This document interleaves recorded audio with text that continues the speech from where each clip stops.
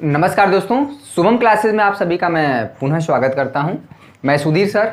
आप सभी class 12th में निश्चित समाकलन पढ़ रहे हैं, जो कि समाकलन का एक बहुत ही इम्पॉर्टेंट और एक कह सकते हैं कि एक बहुत ही जिसके लिए हम अनिश्चित समाकलन सीखते हैं।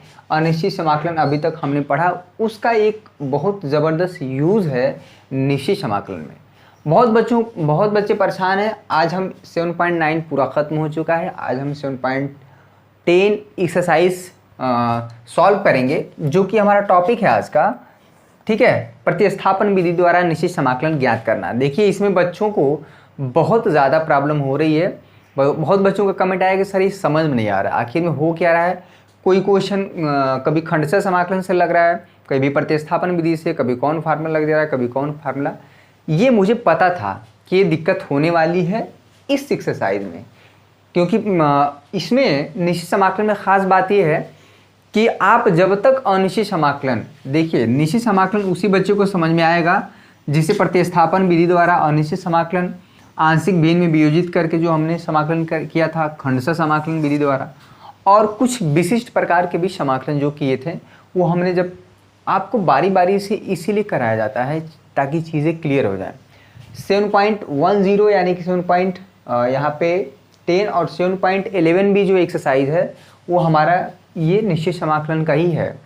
तो आप सारे बच्चों से रिक्वेस्ट है कि प्रतिस्थापन विधि द्वारा ये आंशिक भिन्न और खंडशः समाकलन तीनों पोर्शन फटाक से रिवाइज करें।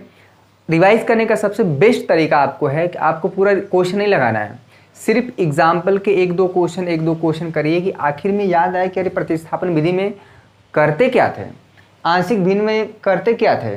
तो कोई भी चीज़ याद करने के लिए, दिमाग में फिट करने के लिए एक क्वेश्चन आप लगाइए, खंडशः समाकलन से मात्र एक क्वेश्चन लगाइए, तो आपको तुरंत तरीका पता चल जाएगा। ठीक है, तो निश्चित समाकलन तभी आपको समझ में आएगा। क्लियर है।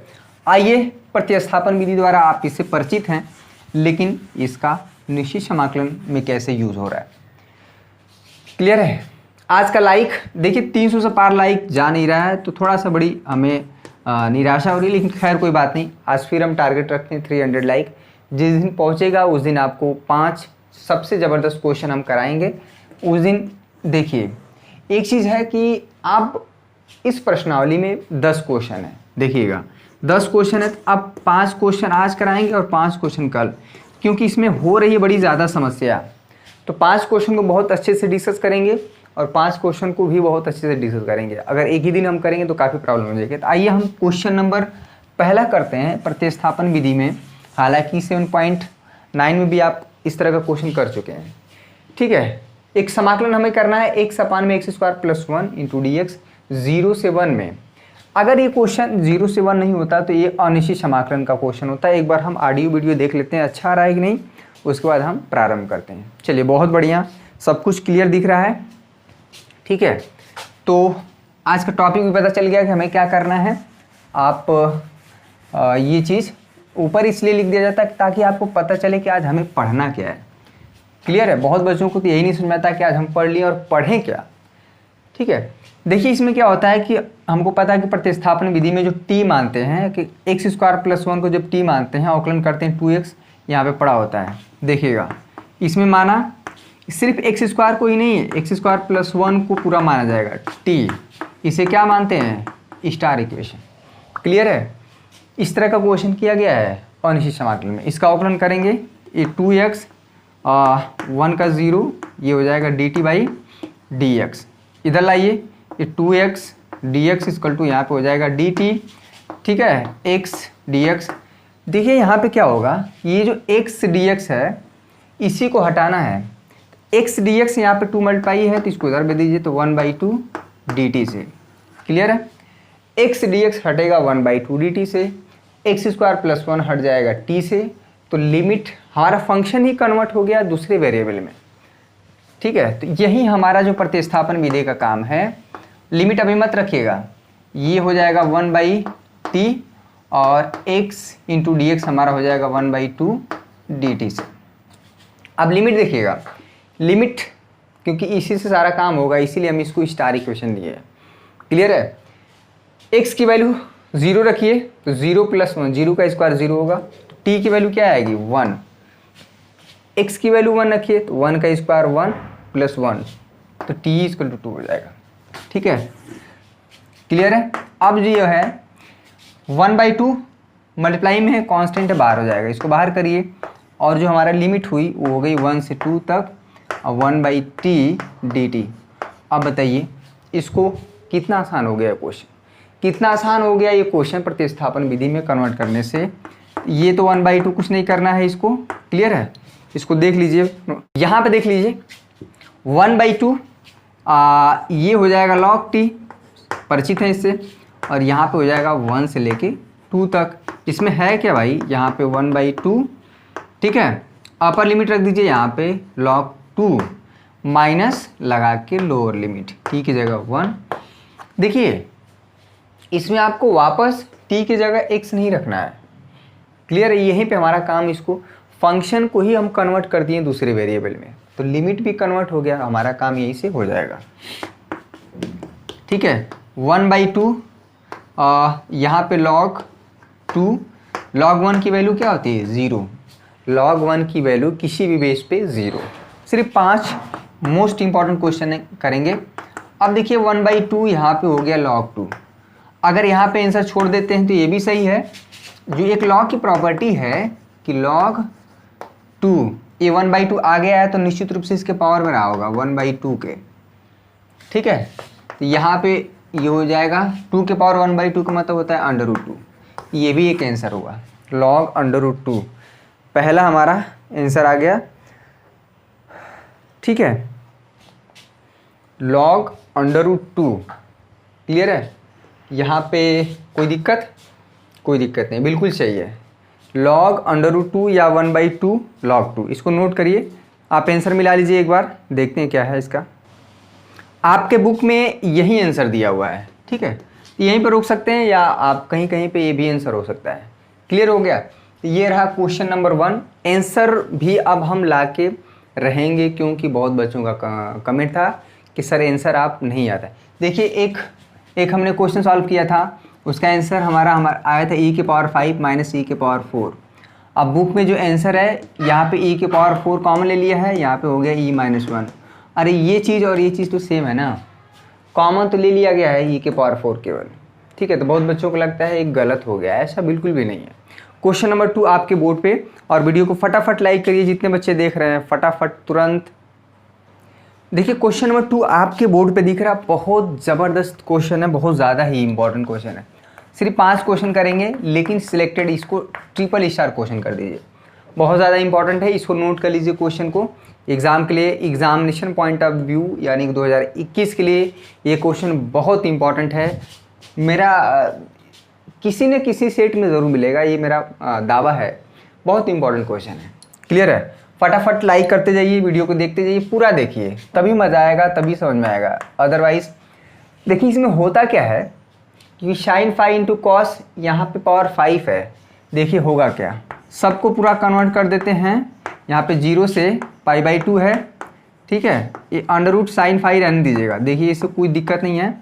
यहाँ पे क्या करना है, ये 4 ठीक है, और एक फाई निकाल देते हैं। इसमें परेशान होने की जरूरत नहीं है, अगर आपको प्रॉब्लम हो रही है तो फाई की जगह एक्स भी करके सॉल्व कर सकते हैं, ठीक है। जैसे एक्स होता था फंक्शन एक्स में होता था, वैसे फाई में है। क्लियर है।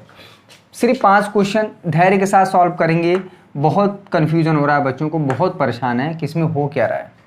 अब देखिए यहाँ पे ध्यान से, 0 से π/2 तक √sin phi, अच्छा इसको लिख सकते हैं क्या, cos² phi, इस पूरे का स्क्वायर इंटू cos phi। अभी तक भी कोई दिक्कत नहीं है,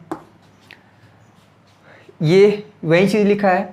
अब देखिए cos² phi है, जो फार्मूला हम लोग जानते हैं कि sin² थीटा, ठीक है, प्लस cos² थीटा = 1, ठीक है, इससे परिचित है इस फार्मूले से। अब जो है यहाँ पे अगर देखा जाए तो cos² थीटा = क्या कर सकते हैं, 1 - sin² थीटा।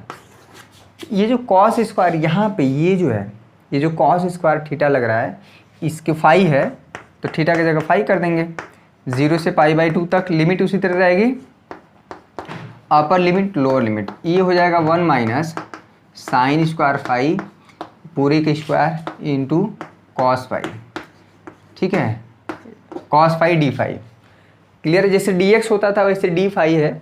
जैसे एक्स के सापेक्ष समाकलन हो सकता है उसी तरह फाई के सापेक्ष हो सकता है। क्लियर है?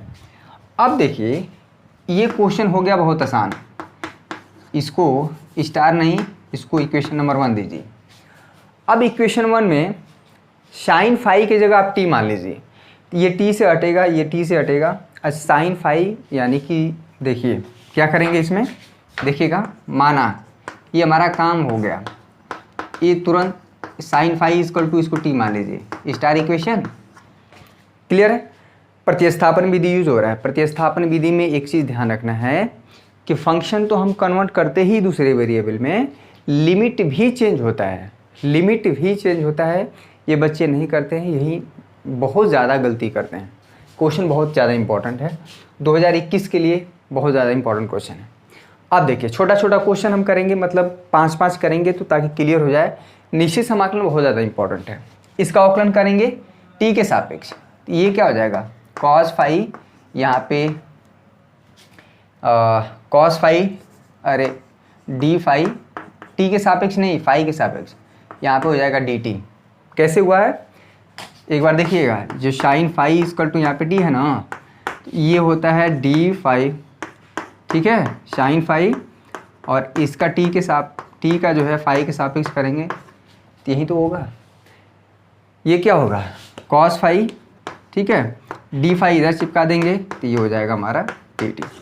ये बताइए ये जो cos phi into d phi है, समीकरण 1 में ध्यान दीजिए, बहुत इंपॉर्टेंट क्वेश्चन है ये, बहुत बार एग्जाम में पूछा गया है।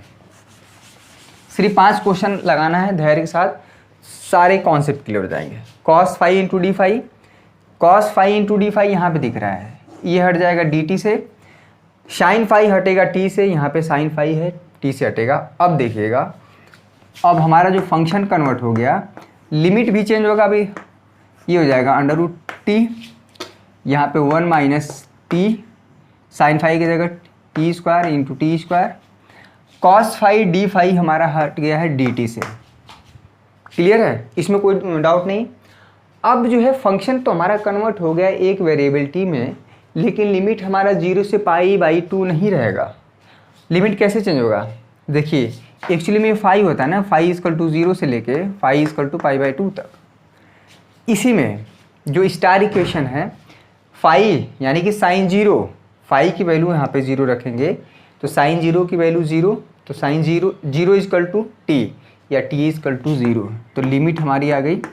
ठीक है, अब फाई की वैल्यू π/2 रखिए, π/2 भैया 90 डिग्री, π/2 मतलब 90 डिग्री, और साइन 90 डिग्री का मान क्लास 10th का त्रिकोणमिति का अगर किताब होगा तो ज़रा पलट के देख लीजिए, साइन 90 डिग्री का मान 1 होता है, तो यहाँ से हो जाएगा टी की वैल्यू 1। तो ये भैया ये हुआ लोअर लिमिट, ये हुआ अपर लिमिट।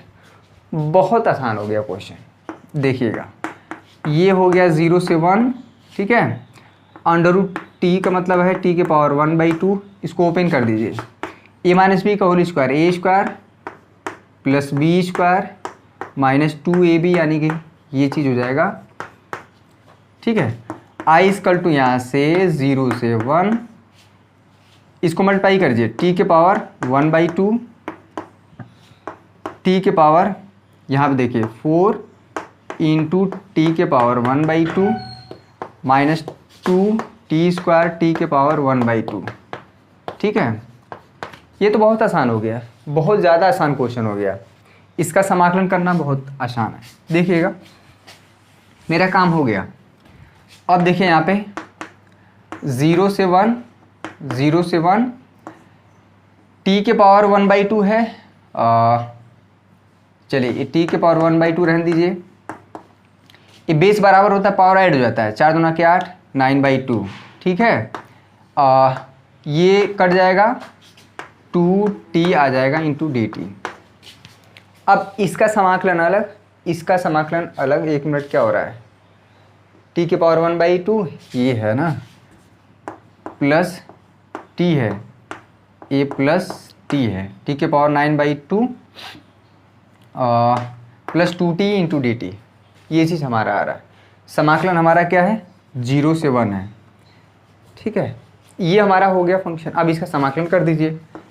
देखिए t के पावर 1/2 क्या हो जाएगा, एक पावर बढ़ेगा तो 3/2 डिवाइड हो जाएगा। ये क्या होगा 9/2, एक पावर बढ़ेगा 2 एकम 11/2, ठीक है, 11/2 से डिवाइड हो जाएगा। ये हो जाएगा 2t²/2, ठीक है। यहाँ पे हो जाएगा 0 से 1 में। इतना आप देख लीजिए, ये आप देख लीजिए, बहुत आसान क्वेश्चन है ये, हो गया इसका काम, ठीक है। इसका जो आंसर आएगा, पहले इतना नोट कर लीजिए, उसके बाद हम आगे सॉल्व करते हैं। चलिए इसके आगे हम सॉल्व कर देते हैं। देखिए ये 3/2 है तो 2 ऊपर चला जाएगा, 2/3, ये 2 ऊपर चला जाएगा, 2 से 2 कट जाएगा, जो बचा है यहाँ पे लिख दीजिए। इसमें बाद क्या करना है, upper limit minus lower limit. Upper limit ये देखिए t=0 से t=1, अपर लिमिट रखिए यानी t, ये हो जाएगा 2/3, ठीक है, 2/11 प्लस t की जगह 1 रखेंगे, ये हो गया अपर लिमिट की वैल्यू, माइनस लोअर लिमिट ये 0, t की वैल्यू 0, यहाँ पे t की वैल्यू 0। इसी को आप सॉल्व कर दीजिए, ठीक है। 11 दूना के 22 हो जाएगा, 2 तिहाई 6 हो जाएगा, यहाँ पे 11 तिहाई 33 प्लस 1, ठीक है। i= यहाँ पे हो जाएगा 22 6 28, ये 33 बटा में यहाँ पे 33, ठीक है। 8 3 11, 2 तिहाई 6 7, यहाँ पे हो जाएगा 33, 71 बटा में 33। इसका आंसर देखिए क्या आता है। अरे तो बहुत बड़ा गड़बड़ आ रहा है, बीच में माइनस भी है। एक मिनट, यहाँ पे माइनस है, ये फार्मूला जो है यहाँ पे माइनस है, यहाँ पे देखिए ये माइनस है, बाप रे, यहाँ पे माइनस है, ठीक है, ये माइनस है, चलिए माइनस है, ठीक है, यहाँ पे माइनस है, तो इसको देखना पड़ेगा। 1 मिनट, कहाँ मिस्टेक हो रहा है, सब कुछ सही है, एक जगह मिस्टेक हो रहा है कहीं। देखिए यहाँ पे क्या मिस्टेक हुआ है, कोई बता भी नहीं रहा है। ये t के पावर 2 है इंटू t के पावर 1/2 है। ये जब पावर आधार बराबर होता है तो पावर क्या हो जाता है, जुड़ जाता है ना, t के पावर 5/2 होगा भाई। गजब, यहाँ पे गलती हो रहा है, t के पावर 5/2 यहाँ पे हो जाएगा 5/2, ठीक है।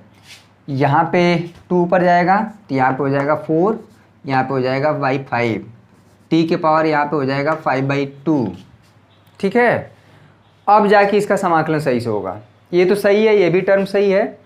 अब यहाँ पे जो है समाकलन होगा 5/2, इसमें प्लस ऐड हो जाएगा, ठीक है। तो फाइनली इसका आंसर जो आएगा, इसका समाकलन कर देते हैं यहाँ पे। ये क्वेश्चन सही है, कोई दिक्कत नहीं है, वहाँ पे मिस्टेक हो गया था, ठीक है। यहाँ तक सही है, ये वाला टर्म सही है, ये वाला टर्म सही है, यही वाला टर्म गड़बड़ हुआ है। तो यहाँ पे हुआ है 4/5, ठीक है, और इसका समाकलन अलग होगा। क्लियर है, 2 इंटू टी के पावर 5/2, ठीक है। यहीं से हम आगे बढ़ा देते हैं इसको। हालांकि इसको आप जब कैलकुलेट करेंगे तो इसका आंसर क्या आएगा, एक बार हम बता दे रहे हैं आपको, 64 बटा में 231, 64 बटा में 231। समझ रहे हैं कहाँ मिस्टेक हुआ था, यहीं पे हुआ था। t के पावर 2 इंटू टी के पावर 1/2 है, तो ये हम काट दिए थे, जबकि हो जाएगा पावर ऐड हो जाएगा, तो 2 के 4, 5/2 हो जाएगा, 5/2। इसका समाकलन जब करेंगे, ठीक है, तो आप इसको एक बार करिएगा, बाकी इसको ज़्यादा दिक्कत है नहीं। लास्ट वाला टर्म मिस्टेक था ये, ठीक है। तो ये रहा क्वेश्चन हमारा। मेन जो चीज़ था, जो कॉस 5 दिया था, वो चीज़ एडजस्ट करना, कैसे इसको 2 हिस्सों में लिखा गया, उसको साइन में कन्वर्ट किया गया और लिमिट चेंज करके, यानी कि कुल मिला के हमारा क्वेश्चन ये हो गया, ठीक है। 64 बटा में 231 है इसका आंसर आएगा, ठीक है। क्वेश्चन नंबर 3 देखिए, क्वेश्चन नंबर 3, क्वेश्चन नंबर 3 आपके बोर्ड पे दिख रहा है। ये भी क्वेश्चन बड़ा ही चर्चित है, ठीक है। ये कैसे हो गया भाई, प्रश्नावली 7.10 है, इसको मिटा देते हैं, ठीक है। अब आपको समझ में आ गया होगा कि हम प्रश्नावली कौन सा सॉल्व कर रहे हैं। ये क्वेश्चन अगर जिसको भी नहीं आ रहा है तो बार बार वो इसलिए नहीं आ पाएगा क्योंकि ये फार्मूला नहीं क्लियर है। देखिए sin 2θ का फार्मूला देखिएगा, क्योंकि अब आपको समझ में आ गया होगा। इनवर्स त्रिकोणमितीय फंक्शन पढ़ाए थे, प्रतिलोम त्रिकोणमितीय फलन। कि अगर बाहर साइन इनवर्स बनना है तो अंदर कुछ साइन का बनना चाहिए, बाहर अगर tan इनवर्स है तो अंदर tan का बनना चाहिए ताकि कट जाए। क्लियर है। साइन 2 थीटा का फार्मूला होता है 2 sine theta into cos theta, और यही नहीं ये फार्मूला भी होता है 2 tan थीटा अपान में 1 प्लस tan स्क्वायर थीटा, ये भी फार्मूला होता है। क्लियर है, ये फार्मूला भी होता है। यहाँ पे जैसे ये रखेंगे x की जगह, ये प्रतिस्थापन विधि से सॉल्व हो रहा है, सब्स्टिट्यूशन मेथड। ये क्वेश्चन इनडिफिनिट इंटीग्रेशन में भी चला जा सकता है। ये लिमिट लग जाने से ये निश्चित समाकलन में आ जाता है। अब आपको समझ में आ गया होगा क्या करना है। माना यहाँ पे x की जगह सिर्फ यहाँ पर रख देते हैं tan थीटा। अब आपको हिंट दे दिया गया है, आप इतना क्वेश्चन सॉल्व करिए, देखते हैं कितने बच्चे कर पाते हैं। चलिए इसमें आपको हिंट दी गया है, यहाँ पे x इक्वल टू जैसे आप tan थीटा रखेंगे, ध्यान दीजिएगा।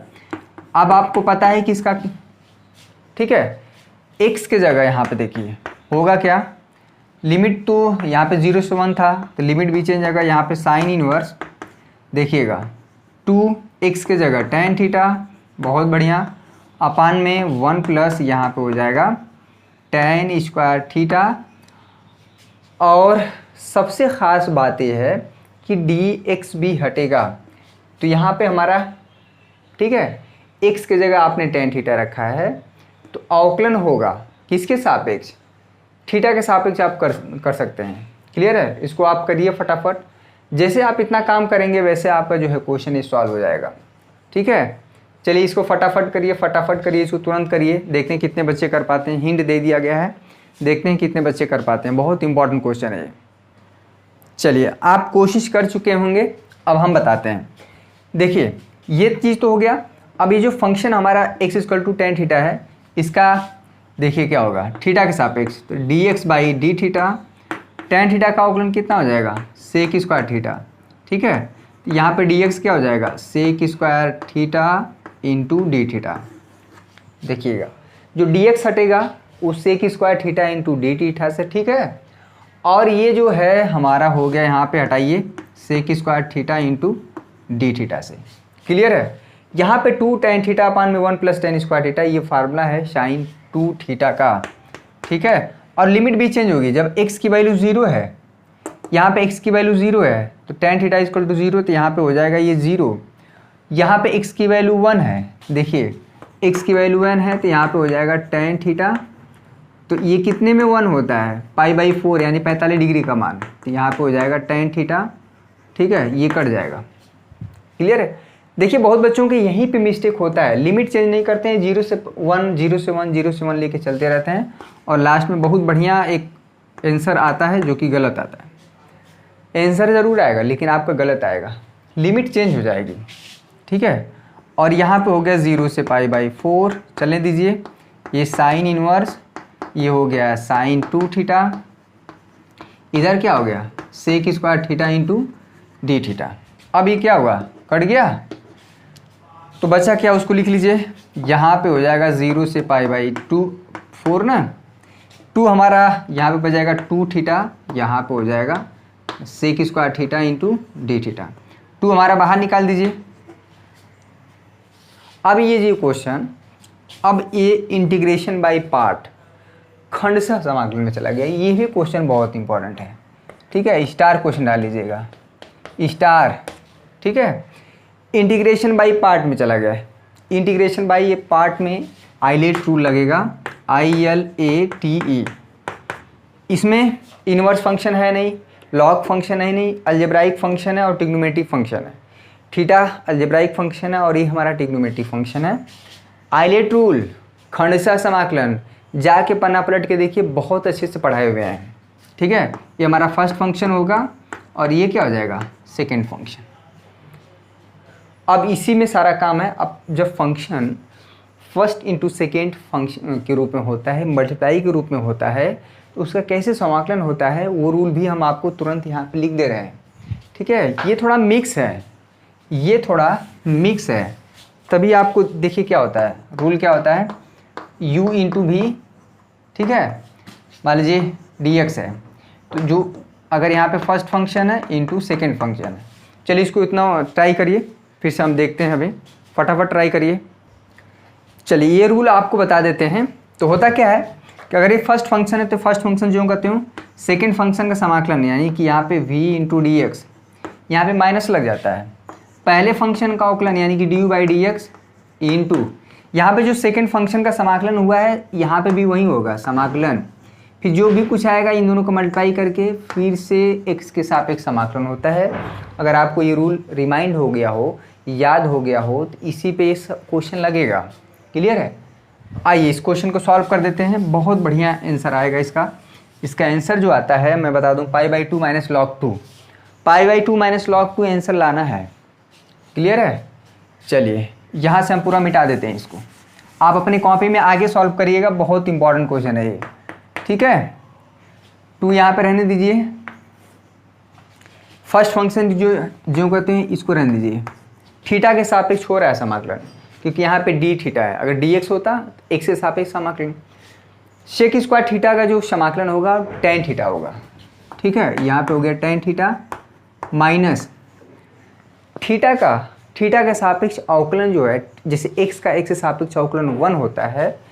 कहने का मतलब है d y by d x अगर एक्स है तो 1 हो जाता है। ठीक है, तो d y by d theta, यहाँ पे थीटा है तो ये भी 1 हो जाएगा। हम समझ रहे हैं कि जब ये थीटा में कन्वर्ट हो गया तो ज़रूर आपको प्रॉब्लम हो रही है, क्योंकि आदत बनी हुई है एक्स में अवकलन करने का, एक्स में समाकलन करने का। जब दूसरे वेरिएबल में हो जाता है तो समस्या होती है। ठीक है, इसी पे इसलिए मैंने यहाँ पे फोकस कर दिया। थीटा के सापेक्ष होगा तो 1, यहाँ पे सेकेंड फंक्शन का समाकलन ही होगा, वो टेन थीटा आ जाएगा यहाँ पे इंटू डी थीटा। क्लियर है? अभी देखिए क्या हो रहा है। अभी हमारा 0 से π/4 है, लिमिट हमारा 0 से π/4। यहाँ पे हो जाएगा 2 थीटा इंटू यहाँ पे टेन थीटा। इसका जो समाकलन होता है टेन एक्स का एक्स के सापेक्ष log mod of sec x होता है। ठीक है, तो लॉग यहाँ पे मॉड ऑफ सेक थीटा हो जाएगा, ये हो जाएगा 0 से π/4। अब रख दीजिए सब कुछ, अपर लिमिट रखिए, यहाँ पे 2 है π/4 टेन, जहाँ थीटा है वहाँ π/4। ये पूरे फंक्शन में π/4 रखेंगे, टेन π/4 की वैल्यू 1 हो जाती है माइनस लॉग, देखिए cos π/4 की वैल्यू 1/√2, तो sec π/4 की वैल्यू √2 हो जाएगी। ठीक है, हो गया, ये हो गया अपर लिमिट माइनस जहाँ थीटा है 0 रखिए, 0 हो जाएगा। sec थीटा 0 मतलब sec 0 1, क्योंकि cos 0 की वैल्यू 1 होती है तो sec 0 की वैल्यू 1 हो जाएगी, log 1 की वैल्यू 0, ये फाइनली 0 आ गया। तो लोअर लिमिट पूरा 0 आ गया। अब देखिए इसमें 2 का मल्टीप्लाई करिए, यहाँ पे π/2 हो जाएगा, 2 इधर लाइए, 2 इंटू लॉग √2। क्लियर है? ये तो हो गया π/2। ये जो 2 आगे आया है लॉग की प्रॉपर्टी से, इसको आगे यहाँ पे कर दीजिए, लॉग √2 इसका स्क्वायर। कोई दिक्कत है? लॉग की प्रॉपर्टी लॉग x के पावर n आगे आ जाता है, तो अगर आगे आ जाता है तो इसको ऊपर भी तो पहुँचा सकते हैं, पहुँचा दिए हैं। यहाँ पे हो गया π/2, √2 का स्क्वायर हो जाएगा तो क्या होगा, 2 ही तो आएगा। यही तो आंसर है, यही हमारा आंसर है भाई। देखिए क्वेश्चन सारे इसलिए इम्पोर्टेंट हो जाते हैं क्योंकि इसमें एक कॉन्सेप्ट नहीं यूज हो रहा है। बहुत बच्चों को अगर ये टेन थीटा का फार्मूला नहीं पता है, यहीं पे सवाल रुक जाएगा। ठीक है, ये फार्मूला नहीं पता है कि साइन 2 थीटा का फार्मूला होता है, तो आप यहीं पे रुक जाएंगे। ठीक है, अगर आपको ये नहीं पता है कि इसका प्रतिस्थापन विधि कैसे सॉल्व होता है, तो यहाँ पे आप रुक जाएंगे।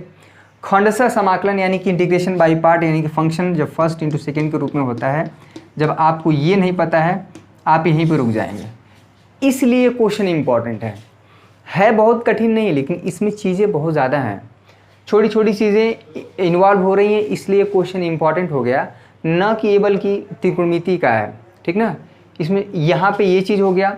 ठीक है, जैसे कन्वर्ट हो गया, इंटीग्रेशन बाय पार्ट हुआ, फिर यहाँ पे समाकलन आया एक फार्मूला, तो ये सारा क्वेश्चन और साथ में upper limit minus lower limit भी सॉल्व करने आना चाहिए।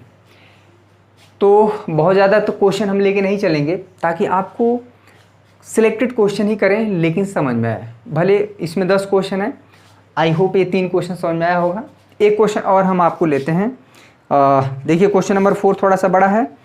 क्वेश्चन नंबर हम 5 ले लेते हैं। क्वेश्चन नंबर 5, क्वेश्चन नंबर 4 कल करेंगे, क्वेश्चन नंबर 5 देखिए। या फिर देखिए इसके बाद जितने भी क्वेश्चन हैं, मैं आप सभी बच्चों से रिक्वेस्ट करूंगा, एक बार सारे बच्चे जितने देख रहे हैं वीडियो को फटाफट लाइक करें और शेयर करें, अपने दोस्तों तक पहुंचाइए। जो चैनल पर नए हैं चैनल को सब्सक्राइब करके बेल आइकन को दबाना ना भूलें।